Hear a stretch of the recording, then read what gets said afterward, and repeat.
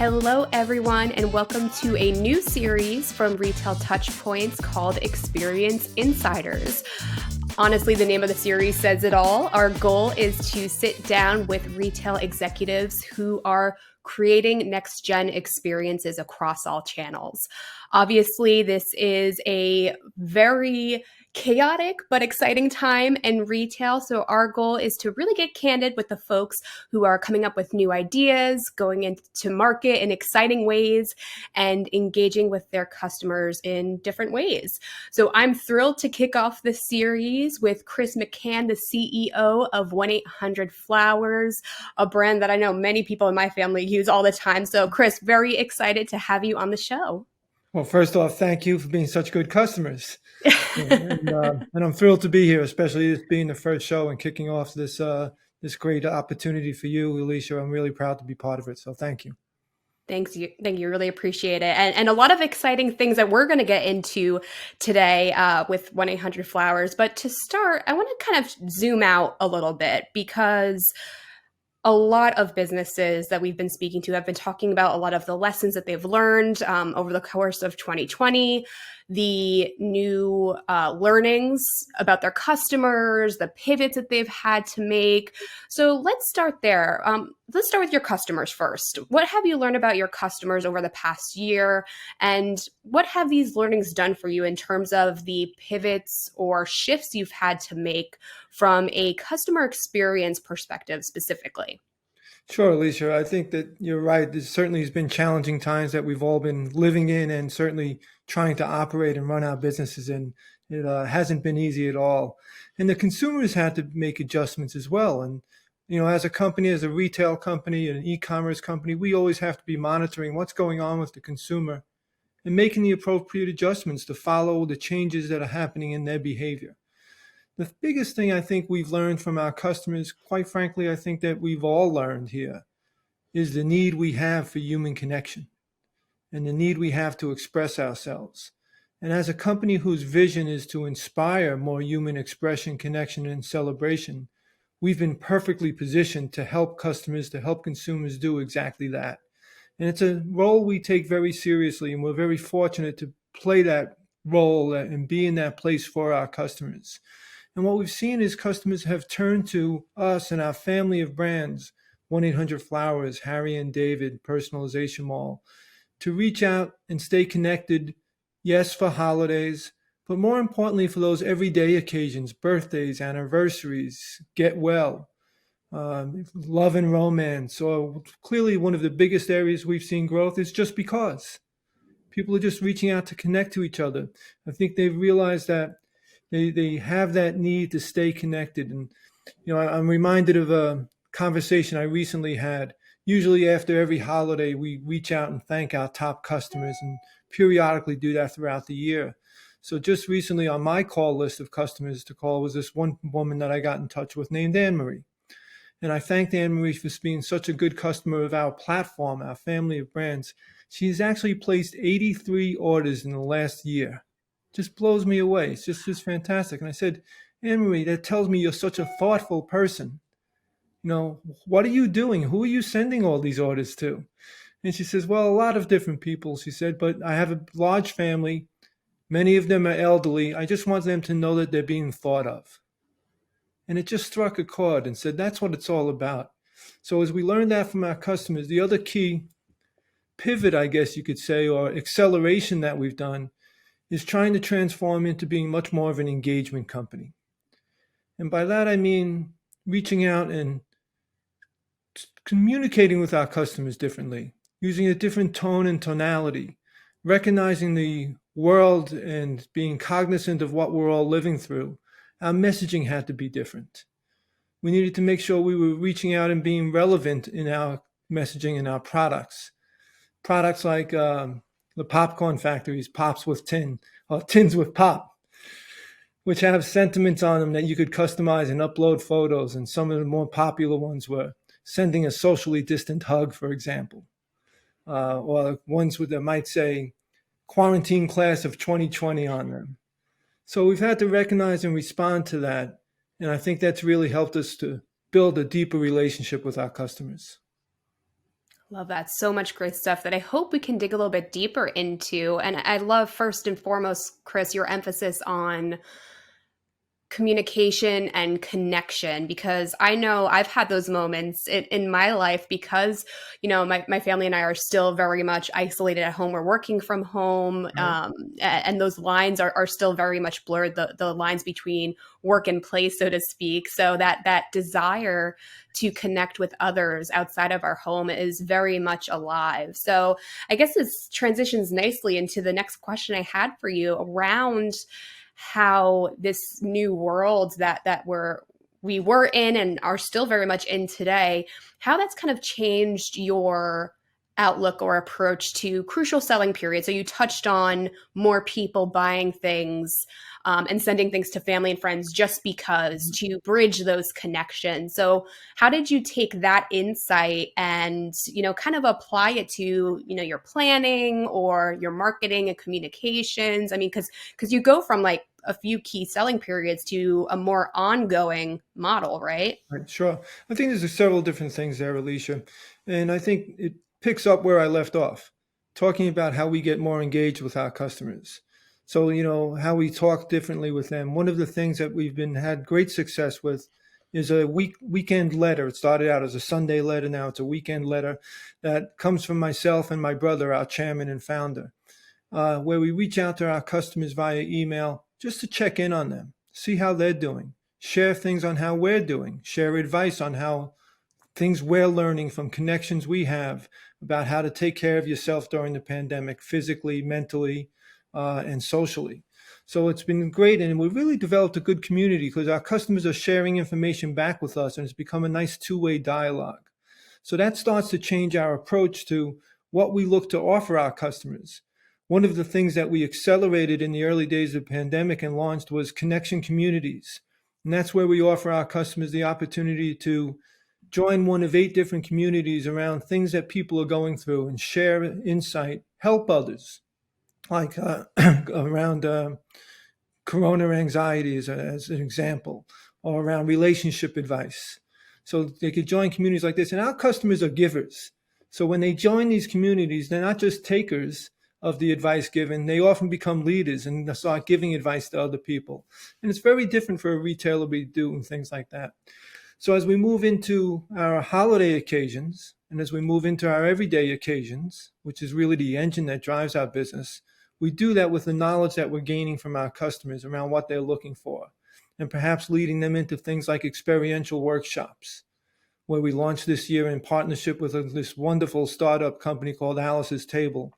And we're offering our customers the opportunity to get together with friends virtually and have floral design classes, floral arranging classes, or from Harry and David brand offering, which one of the hottest things, and I'm sure you're an expert, at charcuterie boards. And How did you know? how to create those.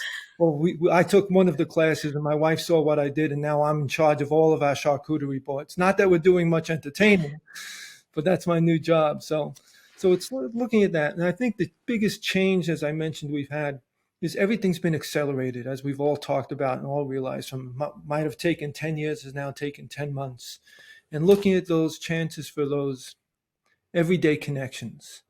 And how can we play that role with our customers in looking at the everyday connections, how they reflect the current times, there's tins with pop, there's social sentiments that we've been given to people. So we're just constantly looking to say, how do we adapt and how do we reinvent ourselves on a continuous basis? That's excellent. Yeah, I really like, Chris, how you, as a business, are attempting to go a few layers deeper than, oh, let's just, offer a new line of products or let's offer new messaging capabilities. It's about community building. It's new ways to connect with each other. It's new activities and experiences. So you're very much going outside of the zone, I guess you could say, of what your different brands possibly offer, which is so exciting for you all, I'm sure. But I have to ask, since we're recording this right in the lead time to Valentine's Day, which is always huge for flowers and gift giving, how are you taking these experiments or these new offerings and adapting them to Valentine's Day, which is, I'm sure, so crucial for you all as a business. Valentine's Day, Alicia, is a very important part of our business. And it's such an important part of our lives. And when I talk about the thing that we've all learned here about the need for relationship management and connections, I think Valentine's Day takes an even greater role this year and a role of greater importance. As we look at it, as we come to Valentine's this year, we're looking to say, okay, what can we recognize? We've all been living in a world where we've been limited in everything that we can do, limited in our social activity, limited in our physical activities, etc. So we're declaring that this Valentine's Day, there are no limits on love. And that's our main theme, and showing people how to wow their recipient, the relationship that they have. So whether that be through new products like multi-day gifting products, for example, where you could send a product that might arrive, a different gift to arrive on three days in a row, 4 days in a row, or 5 days in a row, to really make a statement there. You might be interested in one of our floral subscription programs, where you can make sure that your partner knows what you're thinking of them and how much you value that relationship all year long. Or you might be interested in one of the romantic movie add-ons we have, working with Universal Pictures Home Entertainment Group. We're giving our customers the opportunity to complement their arrangement, their bouquet, whichever it might be, with a downloadable movie and really set the tone for a wonderful weekend. And when you look at our approach to this Valentine's Day, it's it's on a weekend this year. It's on a Sunday. Last year was on a Friday. When it's during the week, it's different. But when it's on a weekend, and especially this year, there's no reason to hold back. There are no limits on love. Let's make it a whole weekend celebration. But so we look and say, from our products and our tools and services that we bring to the consumer, how do we make it easier for our customers to connect and build the relationships that are important in their lives? Whether it be through products that are free, digital greeting cards, virtual backgrounds, coloring pages for the kids. We want everybody to be able to express themselves. So from from the free on up to a 5-day arrangement.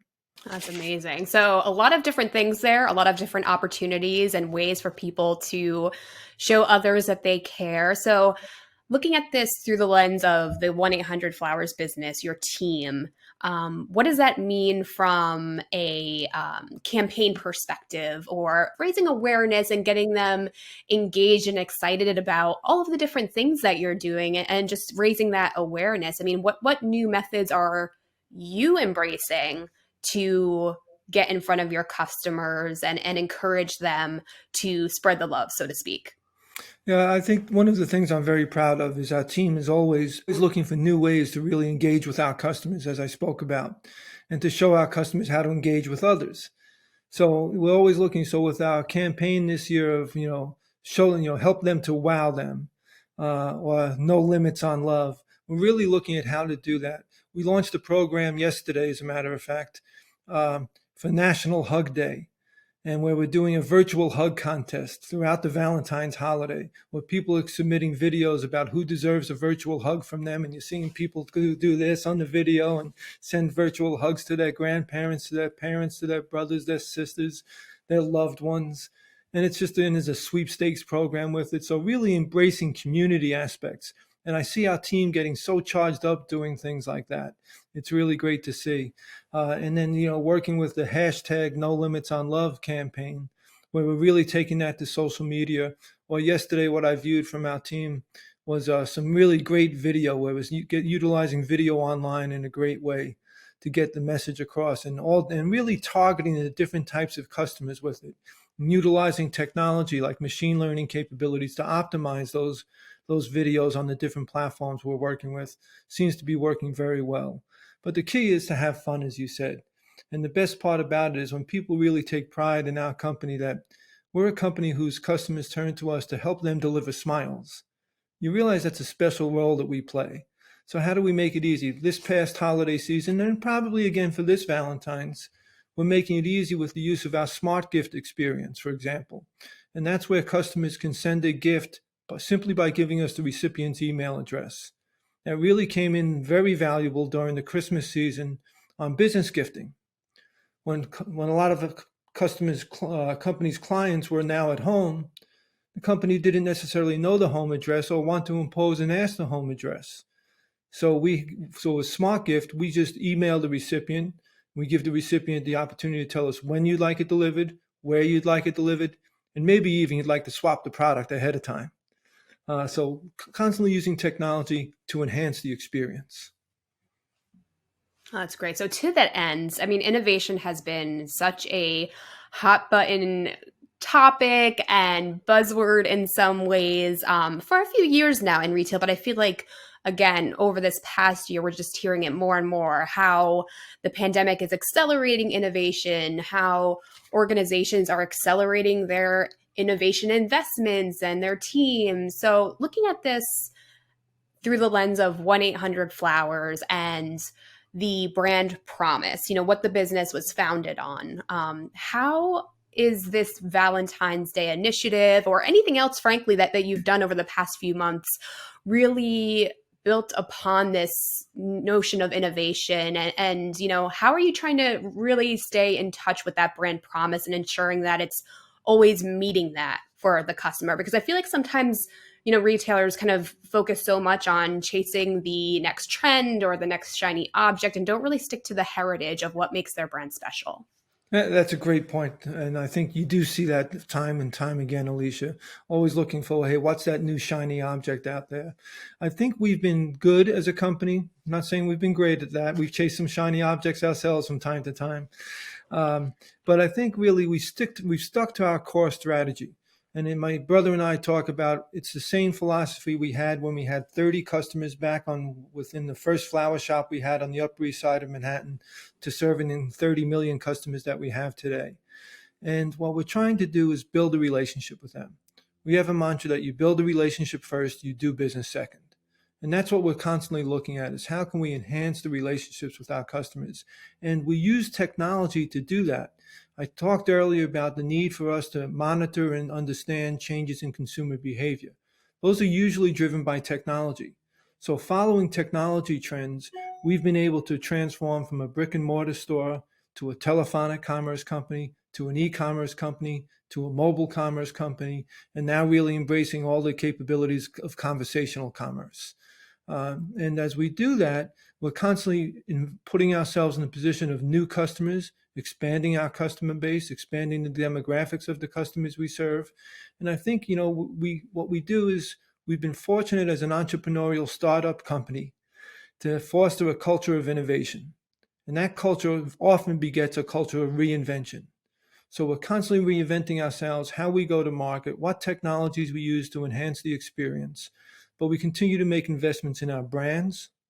We continue to make investments in our tech stack, our digital marketing and MarTech capabilities, our customer care platform, and most importantly, our customer file. Because at the end of the day, our number one product is the customer experience. Love that. And I'm sure you all are so laser focused on ensuring that Valentine's Day is a success. But I can't help but ask, giving all of this exciting stuff that you guys have going on, what's the long view like? What's next for 1-800-Flowers? And how do you plan to kind of build upon all of this momentum and success that you've seen adapting and redefining your business, over the next coming months, quarters? I mean, what's to come for you? Or years. The good thing is, and I've been doing this for a long time, the good thing is growth is fun. And you're right. What I look at is the momentum we had going into the pandemic, and the company was really performing well, accelerating our growth trends. That's accelerated even more now as we're managing through this pandemic. The company is so well positioned, as I mentioned, in front of the three key trends of the shift from offline to online, the sentiment of human connection, and the third sentiment that we really didn't talk about of nesting, and people doing more and more around the home. Our product categories, flowers, plants have been very popular in that nesting trend. Food gifts from our Harry and David brand, especially our prepared meals, have been so popular and continue to be. But also with some of the acquisitions that we've done this year, we continue to expand our product portfolio on this platform for growth that we've built. So in the past 18 months, we've made two acquisitions: Sherry's Berries, which was just a tuck in on our platform. And then also more recently this August, Personalization Mall, which gets us now into the home decor, drinkware, personalized pillows, throw blankets, things like that. So we're so well positioned as a company. We'll just continue to invest in the platform for growth that we've built, make sure that we're increasing the investments on our technology. We've had to shift some increases in investment into our capacity because our business is growing so well. And I think that if we just keep focused, keep our heads down, and keep focused on what's enhancing the customer experience, helping them to enhance the relationships they have in life, we'll continue to be successful. Well, too much growth is a good problem to have, Chris. So it seems like you are set up for a very eventful 2021. And it has been a pleasure getting to hear your take on how 1-800-Flowers has evolved, what's to come, and how you're always keeping that eye on innovation and engaging with the customer in new and exciting ways. So during these busy times, Chris, I really appreciate you taking the time out to join me today. I appreciate the opportunity to join you, Alicia. Thank you very much. And to all of you who may be watching right now, we appreciate you as well. Again, so much going on, so much content out there. So we really appreciate every minute that you take joining us and hearing some of these fantastic conversations. If you have any comments or follow-up questions for Chris, we'd love to kind of facilitate those follow-up conversations. We think relationships, to Chris's point, are so important in these times. So we want to encourage some idea sharing. So just drop us a line on social at Retail Touchpoints on LinkedIn or at our Touchpoints on Twitter. Thanks again, everyone, and we'll see you next time.